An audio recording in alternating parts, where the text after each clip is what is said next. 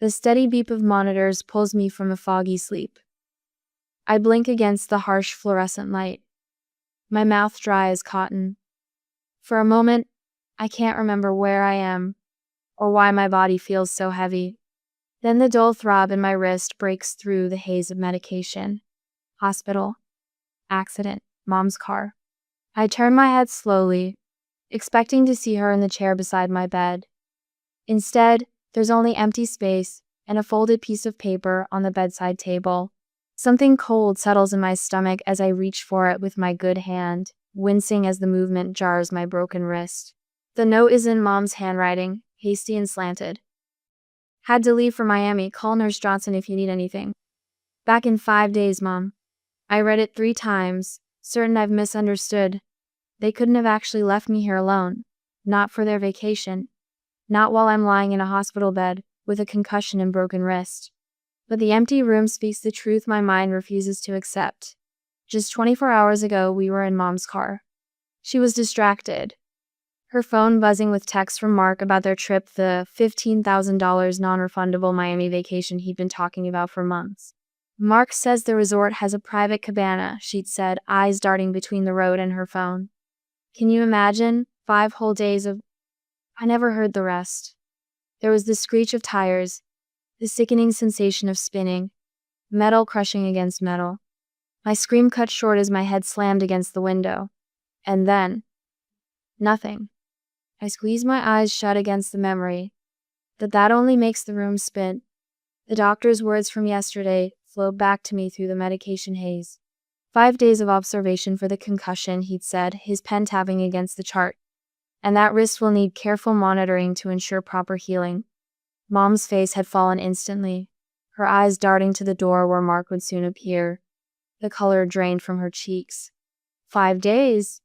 But we're supposed to leave for Miami tomorrow. Isn't there any way to? The doctor had cut her off with a firm shake of his head. Your daughter has a significant concussion, Mrs. Winters. She needs monitoring. This isn't optional. Mark arrived 20 minutes later, his cologne announcing his presence before he even entered the room. I watched through the window as he pulled Mom into the hallway, his back rigid with anger, fingers digging into her elbow. Their voices carried despite their attempt at privacy. We are not canceling this trip, Rebecca, Mark hissed, his face inches from hers. Not after I paid $15,000. But she's hurt, Mark, the doctor says. I don't care what the doctor says. She's 16, not 6. The hospital can watch her. Mom's shoulders slumped, her protest dying before it fully formed. What will people think if we just leave her here? That's what you're worried about, Mark scoffed. Tell them she's fine. Tell them whatever you want. Behind them, Lucas and Ava hovered Lucas, with that familiar smirk that always appears when something goes wrong for me. He caught my eye through the window, and his smirk widened, one eyebrow raised in mock sympathy as he mouthed, Poor Brianna. Ava's expression remained carefully blank, though her eyes darted away when they met mine. When Mom returned, her smile was too bright, brittle at the edges. It's only 5 days, honey. You'll be fine here with the nurses. Mom, please don't leave me here alone. My voice cracked, betraying the fear I was trying to hide. Mark's shadow darkened the doorway as he strode in, checking his watch impatiently. The resort won't refund $15,000, Brianna. Surely you understand that. He said my name like it was an inconvenience. Something distasteful. Then let me call Dad, I whispered, desperation making me brave. He would come to me. Mark's jaw tightened, a muscle twitching beneath his tan skin. Daniel doesn't need to know. He'll just cause problems. This is a family matter. But he's my... This discussion is over, Mark said, cutting me off. Mom glanced between us, her eyes settling anywhere but on my face. I could see the moment she gave up, choosing his approval over my need. Then she leaned down for a quick, awkward hug that smelled of guilt and new perfume. We'll bring you something nice, okay? Be good for the nurses. And just like that, they left. Mom, Mark, Lucas, and a perfect family portrait minus the inconvenient extra piece. I listen to their footsteps fading down the corridor, Lucas's laugh echoing against the sterile walls. My throat burned with unshed tears. My phone buzzes on the table. A text from Lucas. Guess you're not coming with us. Sucks for you. Attached is a photo of them at the airport, all smiles and vacation clothes. Mom looks happier than I've seen her in months, her arm linked through Mark's, Lucas, and Ava, flanking them like the family they really want to be. Something breaks inside me then, and I can't hold back the sobs that tear through my chest. The pain in my wrist flares as my body shakes, but it's nothing compared to the hollow ache spreading through me. The door opens, and a nurse with kind eyes, Nurse Johnson, her badge says, rushes to my side. Her face registers shock as she takes in my isolation, the crumpled note in my hand. Honey, where is your family? She asks, though I think she already knows the answer. Miami.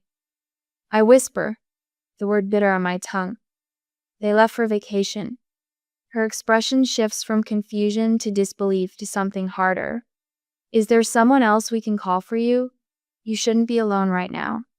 I hesitate only a moment before answering. What more do I have to lose? My dad, I say, my voice steadier than I expected. Please call my dad. As Nurse Johnson reaches for my chart to find his number, I realize that for the first time in years, I'm about to step beyond my mother's orbit.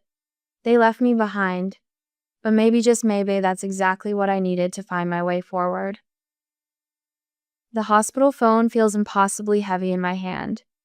7 hours have passed since Nurse Johnson helped me call my dad. 7 hours of watching the shadows stretch across the sterile tiles, the medication doing little to dull the ache in my wrist or my heart. My phone buzzes with another vacation photo from Ava.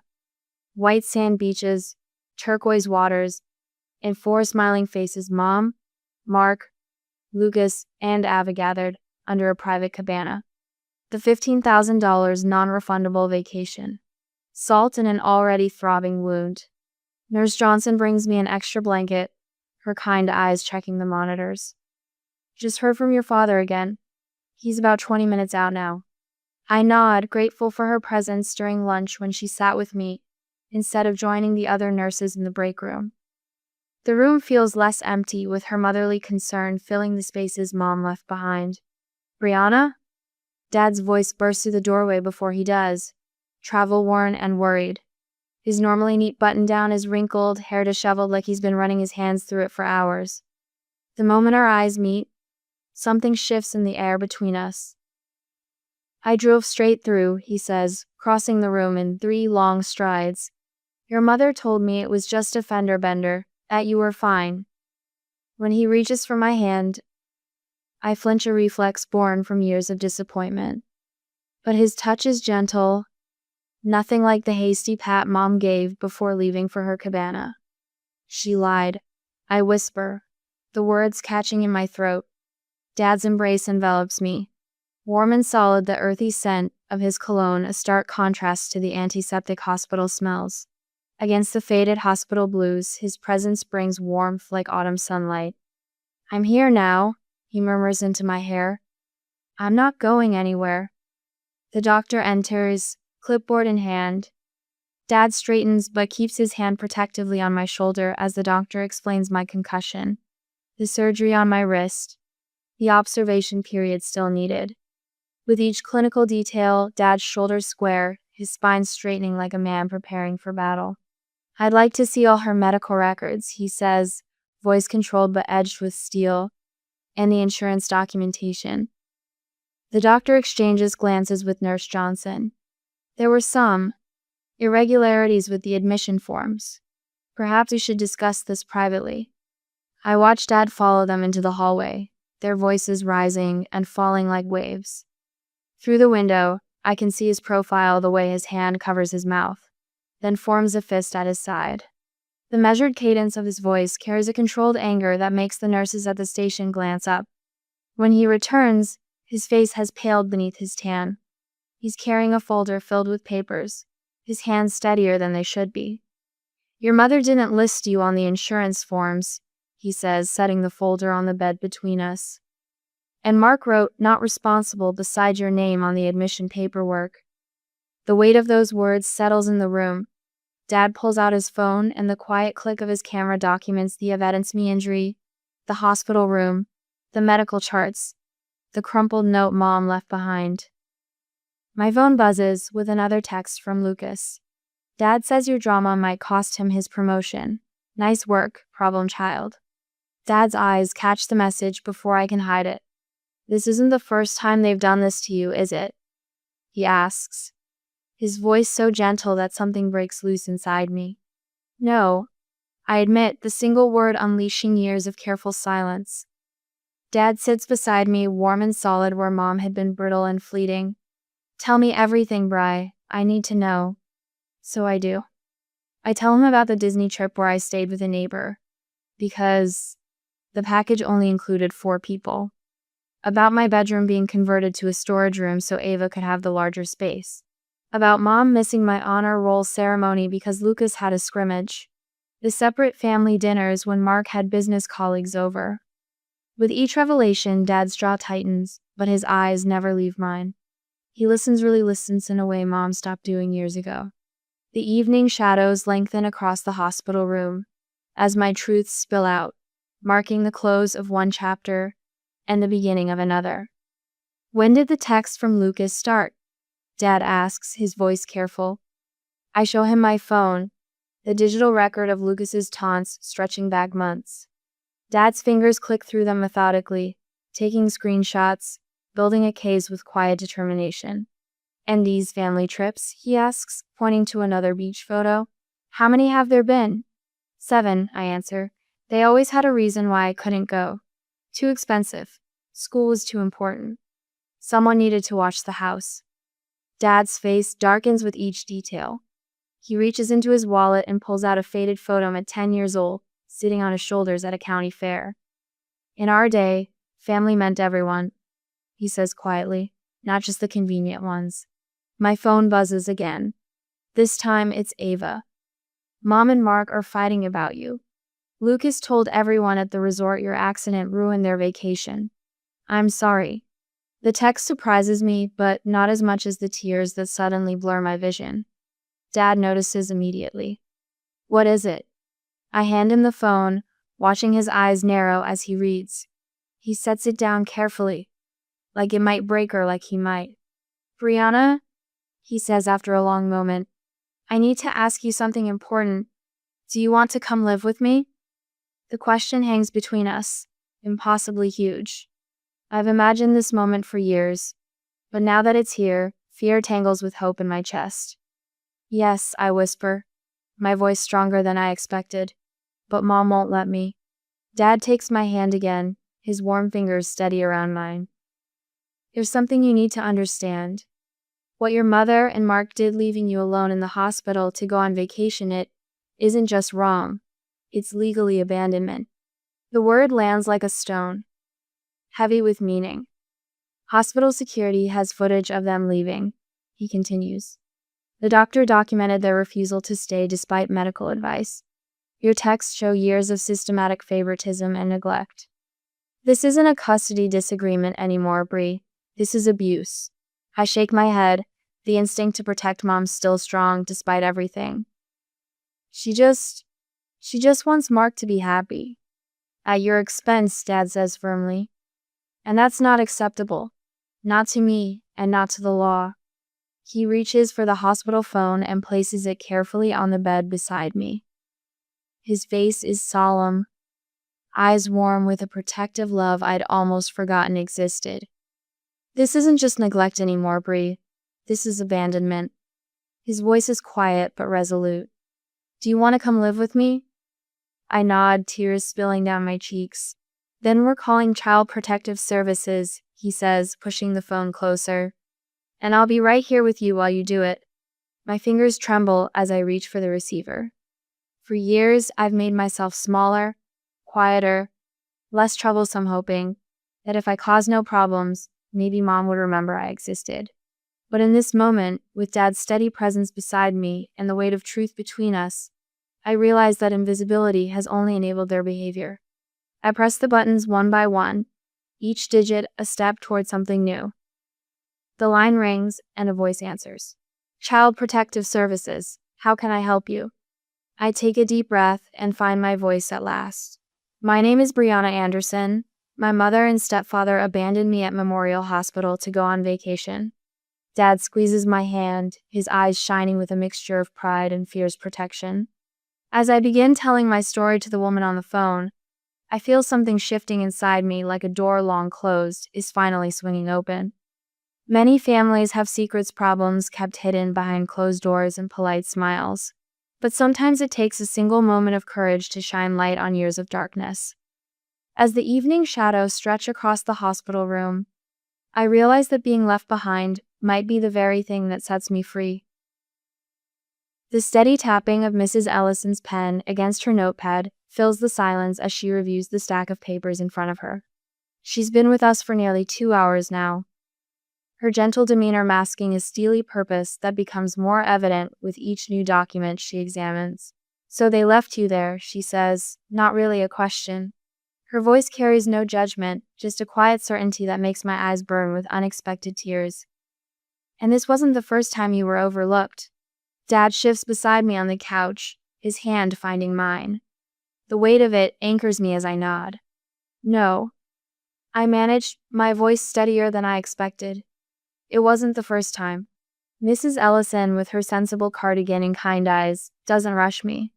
Instead, she waits, giving space for the truth to unfold at its own pace. I've never had an adult wait for me like this before.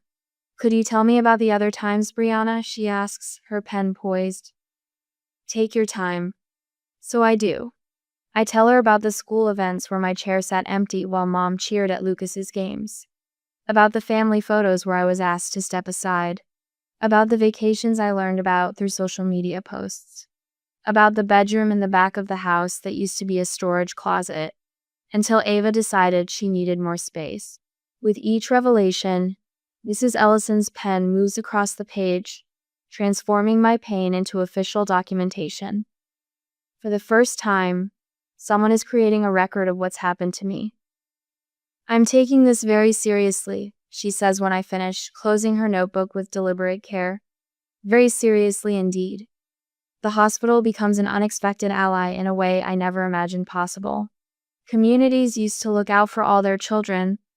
Nurse Johnson tells me as she brings in a colleague from pediatrics who wants to add her observations to the case file. Some of us still remember that duty. By afternoon, a small army has mobilized. The attending physician provides detailed notes about Mom's disinterest in my treatment plan. The hospital's social worker joins forces with CPS, bringing years of experience to my case.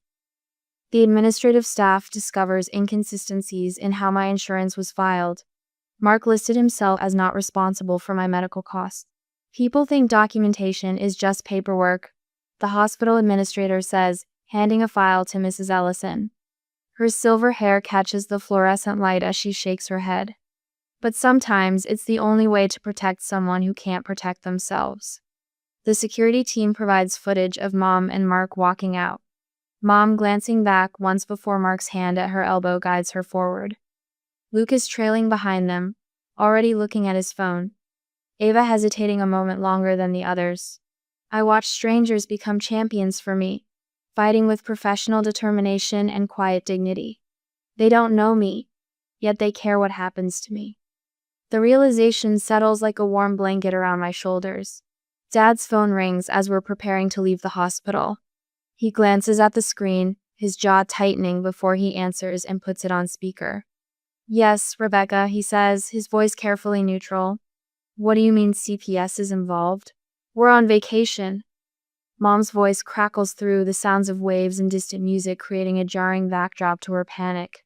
The Miami sunshine audible in every syllable while I sit in the sterile hospital light. Dad's eyes meet mine, a silent question.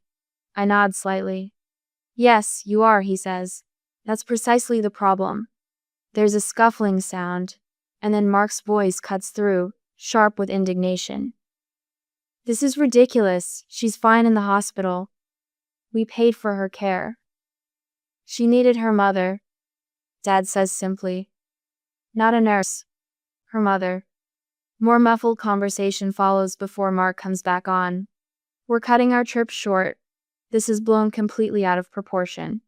Do you have any idea how much this is costing us? Not as much as it's going to, Mrs. Ellison murmurs, just loud enough for Dad to hear. As Dad ends the call, I catch a snippet of Lucas's voice in the background. This is so unfair. And Ava's quieter tones asking something I can't make out. For the first time, I feel a glimmer of satisfaction through the hurt. Their perfect family vacation crumbling like a sandcastle at high tide. Dad's apartment is small but warm, with a rhythm all its own. No tiptoeing past Mark's home office. No holding my breath when Lucas is in a mood. The spare bedroom has a real bed, with a blue comforter and curtains that match not hand-me-downs or afterthoughts. While I settle in, Mrs. Ellison conducts her home assessment at Mom and Mark's house. She returns with photographs and a grim expression. I'd like to show you what I found, she says, spreading images across Dad's kitchen table. The contrast is stark and undeniable. Lucas's room with its gaming system, large screen television, and custom furniture. Ava's space with a walk-in closet and vanity. And then my room, the converted storage space with a twin bed, a small desk from a thrift store, and walls still showing marks where shelves once hung. I also spoke with your neighbors, Mrs. Ellison says, adding more papers to her file. Mrs. Peterson mentioned seeing you waiting outside several times when they forgot to leave a key. Dad's hand tightens around his coffee mug. How often did that happen, Bree? I stare at the photographs, memories surfacing. When they'd go out for family dinner, usually once or twice a month.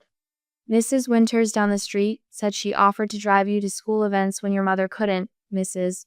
Ellison continues. And Mr. Carlson confirmed that while your stepbrother had a birthday party every year with dozens of guests, yours went unmarked. My chest tightens. I'd never realized how many people had noticed. How many had seen what was happening and felt powerless to help. Mrs. Ellison makes another note. Your school provided these records as well. She slides a printout toward us. Your mother attended one parent-teacher conference in the last 3 years. For comparison, she attended all of Lucas's sports events and 12 conferences for him and Ava during the same period. Something about seeing it all laid out like this, clinical and undeniable, makes it both more painful and somehow easier to bear. It's not just in my head, it's real, and everyone can see it too. 3 days later, we sit in a small office as Mrs. Ellison delivers the news. The judge has granted temporary custody to you, Mr. Anderson, pending the full hearing. She hands Dad a document with an official seal. Brianna can return to the house with supervision to collect her belongings. The words seem to hang in the air. Impossible yet real. I'm not going back there. Not to live. Dad looks at me. Ready to get your things? The house feels different when we pull into the driveway. Smaller somehow. Less intimidating. The shadows that once seemed to stretch across the entire property now just look like ordinary shade from ordinary trees. My room takes less than an hour to pack. Clothes, books, a few photographs, the quilt my grandmother made before she died. Evidence of a life kept small. As I'm checking the closet one last time, my fingers brush against something wedged behind the top shelf. I pull it free, a photo album I haven't seen in years. Inside are pictures from before Mark, Mom and me at the beach, Dad teaching me to ride a bike, the 3 of us at my 5th birthday party, Mom's smile genuine and relaxed in a way I barely remember. She kept these, I whisper, showing Dad. He runs a finger gently over one of the photos. Let's make some new memories now, he says softly. That night, in my new room with its matching curtains and comforter, I sleep without waking for the first time in years. No listening for footsteps. No anxiety about whether I've made myself small enough to avoid notice. No mental preparation for whatever new way Lucas might find to remind me I don't belong.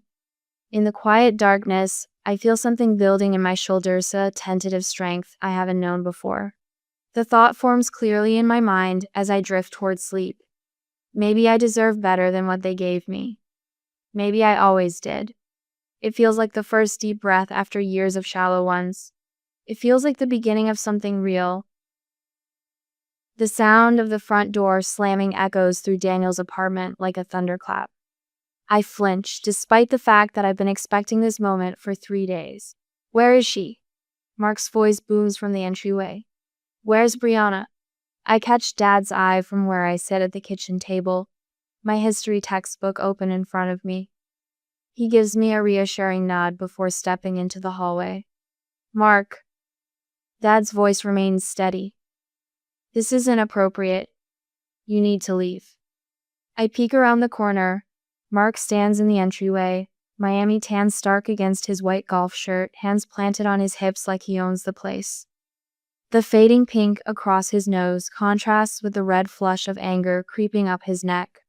This is ridiculous, Mark says, his voice dropping to that controlled tone I know too well, the one that precedes his worst moments. You've blown this completely out of proportion. A CPS investigation isn't something anyone blows out of proportion. Dad replies. Mark's eyes find me, and his expression shifts in an instant. The anger vanishes, replaced by a smile that doesn't reach his eyes. Brianna, sweetheart, there you are. His voice drips with artificial sweetness. We need to talk, just us. Like family. Dad steps between us. She doesn't have to speak with you. 5 minutes, Mark insists, reaching into his pocket. That's all I need. I notice Dad's hand slip into his jacket pocket. The slight movement would be imperceptible to Mark, but I recognize immediately he's starting a recording. Fine, Dad says. 5 minutes. I'll be right here. Mark approaches the kitchen table, pulling out a chair with a scrape against the linoleum. His cologne, expensive kind he brags about, fills the small space, making my stomach turn. Brianna, he begins, leaning forward, elbows on the table. This has gone far enough. You've made your point. I say nothing, my fingers gripping my pencil so tightly it might snap. Your mother is devastated. Is that what you wanted? He doesn't wait for an answer. This situation is hurting everyone. Lucas is being questioned at school. Your mother's friends are talking. Our membership at Oakwood Country Club is under review. Is that fair to them? Was leaving me alone in the hospital fair? The words escape before I can stop them. Mark's smile tightens. That was unfortunate timing. But you were perfectly safe with medical professionals. We've apologized. What more do you want? He reaches into his pocket and pulls out a crisp $500 bill, sliding it across the table toward me. The gesture is so unexpected, so brazen, that I stare at it in disbelief. Let's make this go away. He continues, his voice low. Drop this nonsense with CPS. Tell them it was all a misunderstanding. We'll start fresh. I'll even let you choose where we go for spring break. Let me? The word catches in my throat. I'll talk to your mother about increasing your allowance too. Maybe a new home? His finger taps the bill, pushing it closer to me. Everyone makes mistakes, Brianna. It's time to move on. The rain starts outside, a gentle patter against the window that grows stronger by the second. Somehow, it gives me courage. I'm not for sale, I say, my voice steadier than I feel. Mark's facade cracks. Don't be dramatic. I'm trying to help you. By bribing me? His hand slams down on the table. Enough. Do you have any idea what you've done? My firm is asking questions. The club membership committee is reviewing our status. He leans closer, voice dropping to a venomous whisper. You think your life was difficult before? You have no idea what difficult looks like. Dad appears in the doorway. Time's up, Mark. We're having a private conversation. Mark snaps. Not anymore, Dad says, holding up his phone. And bribing a minor to interfere with the CPS investigation? That's a separate charge altogether. The color drains from Mark's face. You recorded me? That's illegal. 1. Party consent state, Dad replies calmly. Now leave, before I call the police. Mark stands so quickly his chair topples backward. He points a finger at me. Your mother chose me, not you. Remember that. After he storms out, the apartment falls quiet except for the rain. Dad picks up the $500 bill with a tissue and seals it in an envelope. Evidence. he explains, then sits beside me. You okay? I nod, though my hands are shaking. The doorbell rings an hour later. It's Mom this time alone. Her eyes are red-rimmed, her perfect makeup unable to hide the strain. The diamond tennis bracelet at her wrist, Marg's push present when Ava was born, catches the light as she twists her hands. Brianna, she begins, her voice barely above a whisper. What have you done? Not, how are you? Not, I'm sorry I abandoned you. Instead, I'm the problem to be solved. I told the truth, reply. Do you know what this is doing to us? Her voice rises with each word. Mark might lose his position at the firm. They've canceled our dinner invitation to the partners' gala next week. Mrs. Hathaway hasn't returned my call since we got back. Dad steps into the room. Rebecca, if you're here to pressure Brianna, I'm here to talk sense into my daughter. Mom snaps. Mark says this will all go away if she just tells CPS it was a misunderstanding. Like you misunderstood leaving her alone in a hospital? Dad's tone but firm. Mom's face crumples. You don't understand. We have a life, Daniel. A position in the community. And Brianna is what? An inconvenient accessory? That's not fair. Mom cries, but her eyes dart away from mine. I've always taken care of her. When it didn't interfere with Mark's plans, I whisper. The confirmation in her silence hurts more than any denial would have. I got a call today, Dad says, changing the subject. From her. Mom's head snaps up. Mark's ex-wife? Why would she? She heard about the investigation through their mutual friends. Seems she has some stories of her own about Mark's controlling behavior. Dad crosses his arms. She's willing to testify. The color drains from Mom's face. This can't be happening. My phone pings with a text. I glance down to see Lucas has posted on social media. Some people will do anything for attention, even ruin their own family. Before I can react, another text comes in from Ava. I'm sorry about what Lucas posted, and I'm sorry for not standing up for you before. Can we talk? Mom notices my expression. What is it now? I show her Lucas's post. Still thinking the problem? She takes the phone, scrolling with trembling fingers. Rain streams down the windows behind her, matching the tears that begin to fall as she reads Ava's message. Mark assured me you were fine at the hospital. He said you were being dramatic. Her voice cracks. And I believed him because it was easier. For once, there's no excuse following her admission, just the sound of rain washing away pretense. The Simpsons canceled their barbecue invitation, she whispers, as if this somehow equals what I've endured. 20 years of friendships just evaporating. I should feel satisfaction at their perfect life crumbling, but all I feel is a hollow ache. You could have chosen differently, Mom. She reaches for my hand across the table, but stops short of touching me. Outside, the downpour intensifies, symbolic of the facade washing away, revealing the broken family beneath all that perfect polish. What do you need from me? She finally asks, the question years too late. I look at her, and for the first time, I see not just my mother, but a woman who built her life on appearances rather than substance.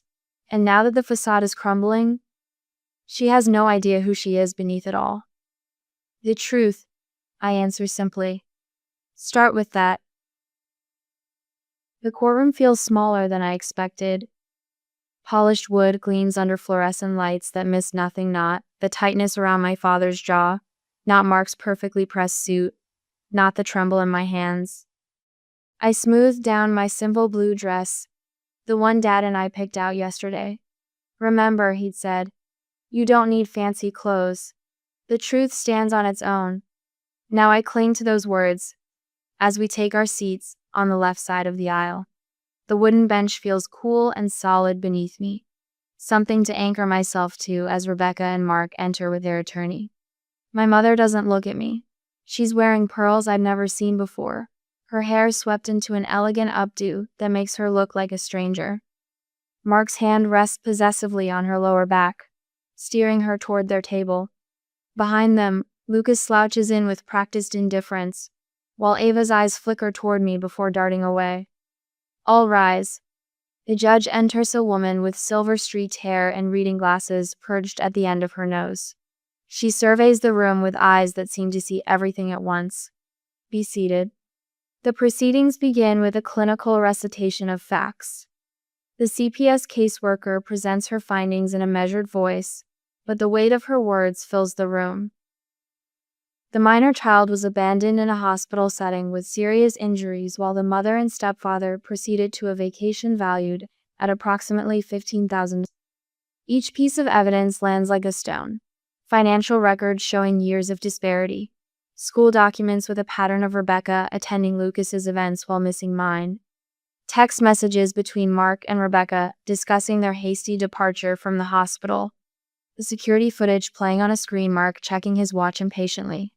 Rebecca glancing once toward my room before they walk away, laughing about something as the doors slide closed behind them.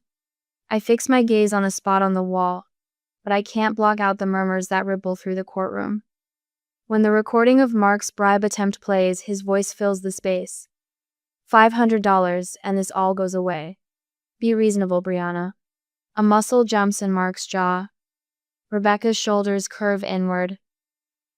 The court calls enters. My head snaps up. Ava?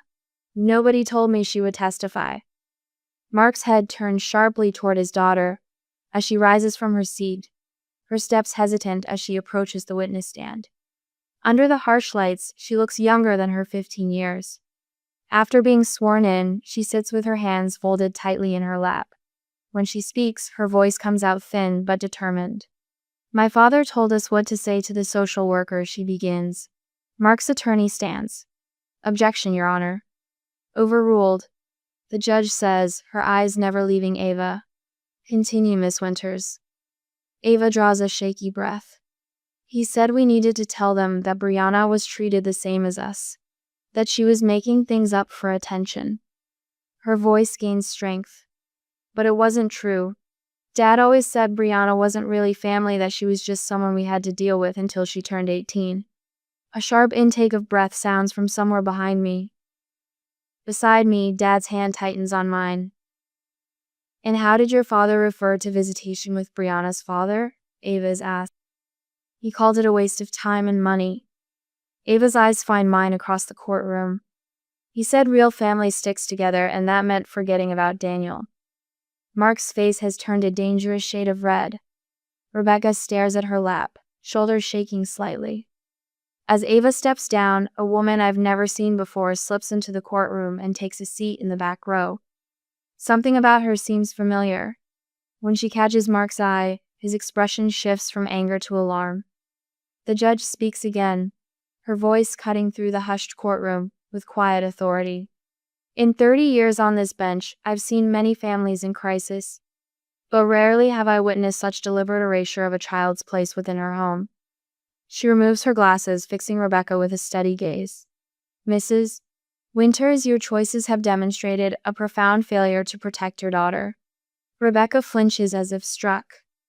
The court finds clear and convincing evidence of neglect and emotional abuse. The judge continues. Full custody is hereby awarded to Daniel Anderson, with Rebecca Winters granted supervised visitation only, pending completion of court-ordered parenting classes and family therapy. She pauses, turning a page in her notes. Further, Mr. Winters is barred from any contact with Brianna Anderson, effective immediately and continuing indefinitely. Mark's jaw clenches, but he stays silent. Mrs. Winters will provide monthly child support payments of $1,000 until Brianna reaches 18, and will contribute equally to any medical expenses not covered by insurance. The judge looks directly at my mother. Additionally, you will establish a college fund with initial funding of $5,000, with monthly contributions moving forward. The gavel strikes with finality. This court is forwarding all evidence to the district attorney's office for a review of potential criminal charges. We are adjourned. Mark's carefully constructed composure shatters. This is outrageous. You can't. Mr. Winters, the judge cuts in, her voice steel wrapped in velvet. I suggest you refrain from giving this court any further reason to find you in contempt. As we rise, the mysterious woman approaches our table. Dad seems to recognize her, nodding slightly. "Daniel," she says quietly. "I'm Jessica, Mark's ex-wife." She glances toward Ava and Lucas. "Given what's happened here today, I'll be filing for full custody of my children tomorrow morning." Lucas's face pales as he overhears. Ava remains at the witness stand, tears streaming silently down her face. Mark won't look at her. Outside, sunlight spills across the courthouse steps, unexpectedly bright after the somber wood tones inside. Reporters cluster at the bottom, cameras raised. "Mr. Winters, is it true North Star Financial is reviewing your position following these allegations? Mrs. Winters, has the country club board suspended your membership?" Mark pushes past them, his face a thundercloud. Rebecca follows, her head bowed. Dad's arm settles around my shoulders, solid and secure. "You were brave in there," he says quietly. "Your daughter's case has exposed a pattern of behavior," Jessica tells my father as she joins us. "The country club, Mark's firm, even their church, everyone's watching now. Their perfect image is crumbling." For the first time since the hearing began, I feel my shoulders straighten. "No," I say, surprising myself with the steadiness in my voice. "Ava was brave. I just told the truth." As we descend the steps, I realize something has shifted inside me. The truth, finally spoken aloud in that courtroom, has set something free. I am no longer left behind. The reporters turn toward us now, but Dad guides me gently toward the car. Behind us, I hear Mark's raised voice, the sound of a man watching everything he values slip through his fingers. Justice arrived in a wood-paneled room with fluorescent lights, delivered by a judge who saw through the facade to the truth beneath. And in that moment of reckoning, a family built on appearances finally faced reality. The morning sun streams through lavender curtains, my choice, not someone else's, casting gentle patterns across my bedroom wall. I take a deep breath, savoring the simple pleasure of waking up in a space that feels like mine. Dad painted these walls myself, the soft blue gray I picked from what felt like 100 paint samples. "It's your sanctuary," he'd said, roller in hand, paint speckling his faded jeans. "It should feel like you." A year has passed since the hospital room, where everything changed.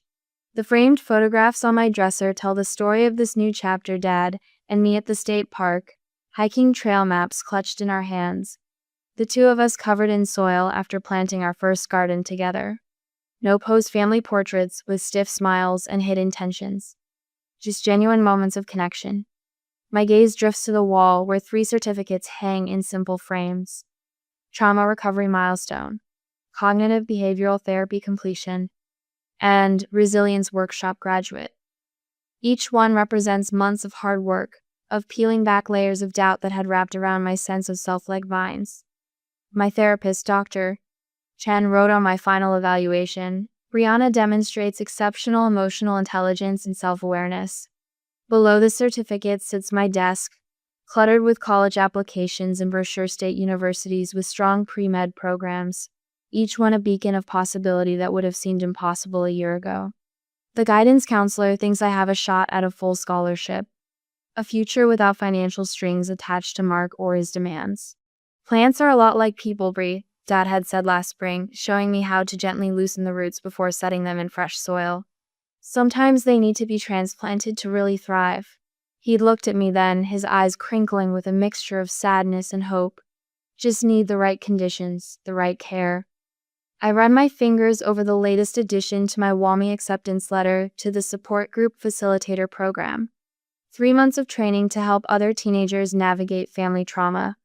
My first session as a speaker last week still feels surreal, standing before a room of faces that reflected back my own past pain. "Your worth isn't determined by how others treat you," I told them, my voice steady in a way I couldn't have imagined a year ago. That took me 16 years and 1 broken wrist to figure out. I pull my journal from the nightstand drawer, its pages filled with a year's worth of processing.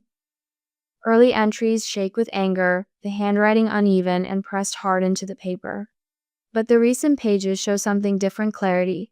measured forgiveness, and plans for a future unburdened by Mark's shadow. His absence from my life has created space for growth I never knew was possible. A text from Lucas appears on my phone, rare and typically caustic. Mom's making me ask if you're coming to her birthday dinner. No pleasantries, no reconciliation. His resentment hasn't faded. If anything, watching his father's carefully constructed image crumble has only hardened his anger toward me. I set the phone down without responding. Some relationships can't and shouldn't be forced. A soft knock interrupts my thoughts. Dad stands in the doorway, 2 mugs of coffee in hand. "Morning, kiddo. Ready for your mom's visit today?" I nod, accepting the steaming mug. The supervised visits with Mom have evolved from stilted silence to something approaching honest conversation. Last time, she'd arrived without her usual armor, perfect makeup, and designer clothes. "I'm seeing a new therapist," she'd said, hands fidgeting with her purse strap. "Someone who doesn't let me hide behind excuses." The envelope from her therapy session sits on my nightstand. I've read it so many times I practically know it by heart. "I failed you in ways a mother should never fail her child. There is no excuse for leaving you alone in that hospital. No vacation, no relationship. Nothing should have ever come before you. I cannot undo what I did, but I promise I will spend every day trying to earn back even the smallest piece of your trust." Dad sits on the edge of my bed, careful not to spill his coffee. "You know you don't have to see her if you're not ready." I know. And I do know the power of that choice still feels like a revelation. But I think I want to, on my terms. The garden awaits us after breakfast, the rows of vegetables and flowers we've nurtured from tiny seeds. Some days I still marvel at how something so beautiful can grow from such difficult circumstances. Yesterday, I spotted the first tomato beginning to ripen, a small victory hanging heavy on the vine. My phone buzzes with a text from Ava. Our relationship remains complicated, tenuous trust, rebuilding one careful conversation at a time, free from Mark's toxic influence. "Good luck with your mom today. Call me after if you want to talk." As I help Dad water the garden, my thoughts drift to last month's minor car accident, the fender bender that sent us to the emergency room for precautionary x-rays. I remember the panic that flashed across my face, the old fears resurging. "I'm not going anywhere," Dad had said instantly, reading my expression with perfect clarity. He'd stayed beside me through the entire examination, his hand steady on my shoulder. That moment crystallized everything I've learned this year. Real family doesn't leave when things get difficult. Real family stays. Later, I'll sit with Mom and set another boundary, explain another consequence. I'll listen to her apologies and watch her actions carefully. I'll decide again how much of myself to share. But right now, in this garden where broken things are becoming whole, I'm exactly where I need to be.